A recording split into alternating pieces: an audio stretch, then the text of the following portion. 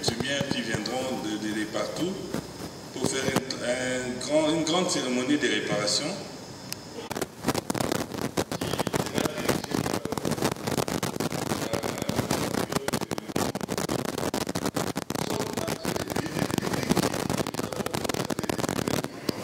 Qui se sont quand même déplacés pour être avec nous. Une stratégie commune élaborée pour rentrer au pays, pour aider les pays à l'émergence.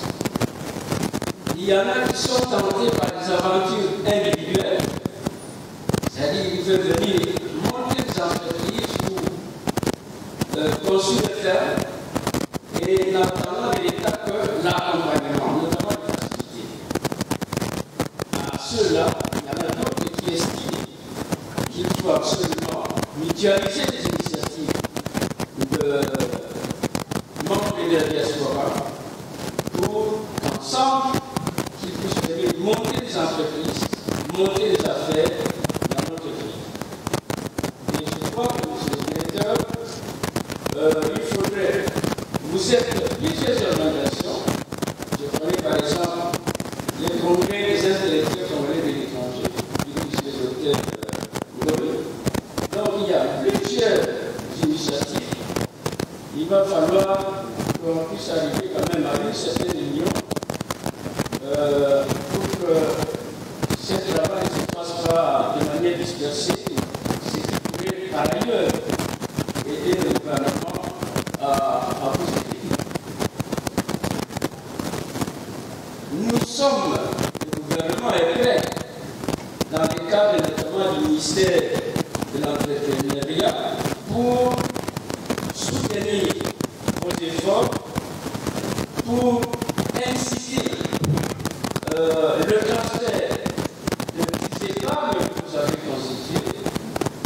Je ne sais pas s'il y a des millionnaires de Congolais à l'étranger, mais je sais que la masse des millions de Congolais qui sont à l'étranger, si peut fédérer, si peut rassembler leurs petits épargnes, cela va constituer de montants de capitaux capables de venir investir dans les divers secteurs publics.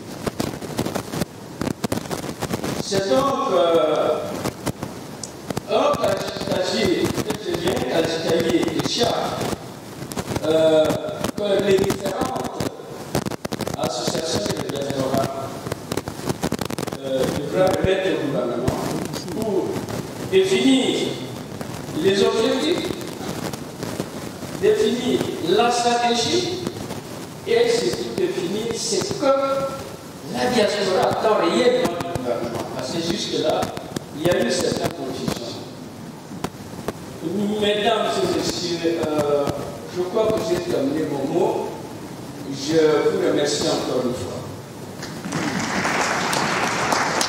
Pour aller investir dans leur pays en Chine, et aujourd'hui la Chine est devenue une superpuissance, même de menacer la suprématie américaine. Donc nous sommes très confiants que la diaspora congolaise peut réussir cette mission, c'est pourquoi nous sommes venus pour l'encourager. Alors, Monsieur le conseiller, s'il vous plaît, quand vous parlez de la diaspora, est-ce que la diaspora congolaise peut travailler également? Oui, vraiment. On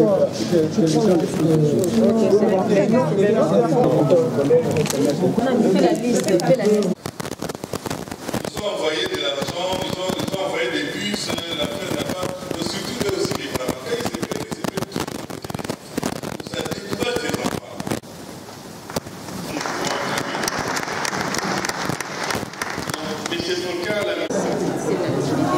Est-ce que la population peut tenir? C'est bon, Vous parlez de quelles assises? par rapport à l'activité sur le diaspora, l'investissement de la diaspora. Bon, je vais d'abord vous présenter. Je m'appelle professeur Bouton. Je suis professeur de sciences aux États-Unis, au Congo. Je suis conférencier international. Ces activités, c'est très important pour le Congo. Il y a beaucoup de choses que les gens ignorent. Beaucoup de choses que nous devons découvrir à travers les événements. Vous avez eu les jeunes docteurs qui sont arrivés quelques minutes avant.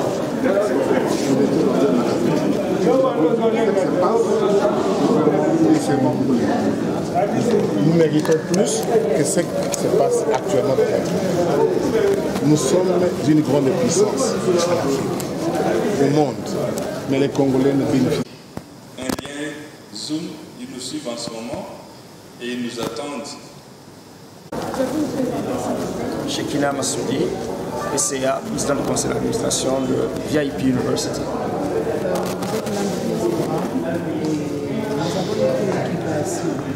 Vous êtes là pour aider à ce que vous puissiez nous ramener ici des investisseurs, pour transformer nos matières premières, enfin aussi de promouvoir l'emploi dans notre pays. Mais nous nous posons une seule question, est-ce que vous allez lutter également sur le pourcentage pour que ça puisse être gagnant-gagnant? En fait, l'idée que nous prenons, c'est vrai, les nations ont besoin des investisseurs de venir investir dans le pays. Mais nous voulons plus compter sur nos propres efforts, nous voulons plus compter sur nos Congolais nous-mêmes.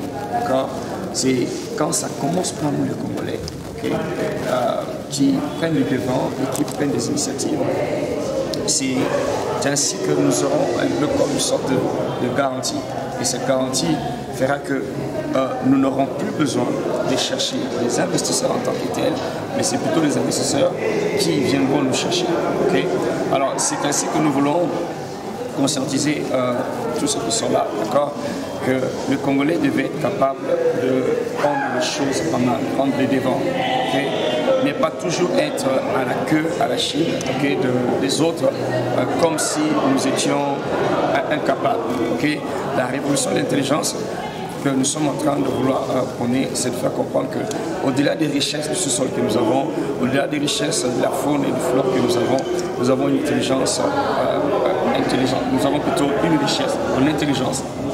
Et si nous pouvons exploiter ces intelligences-là, nous serons capables donc de nous assumer et de nous positionner sur l'échiquier mondial.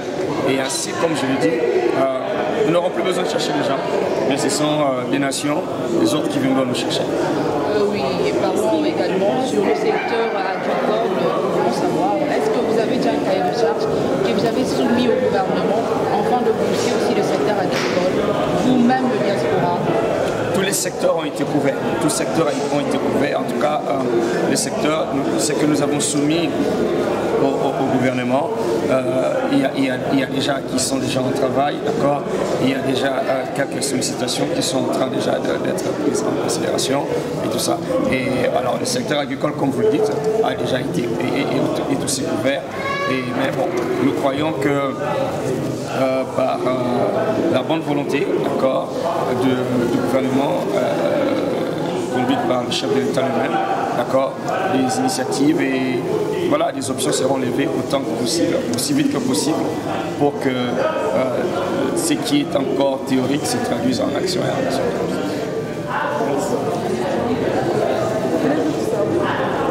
Pourquoi est-ce que ces produits Après, nous allons séjourner un peu aux Amériques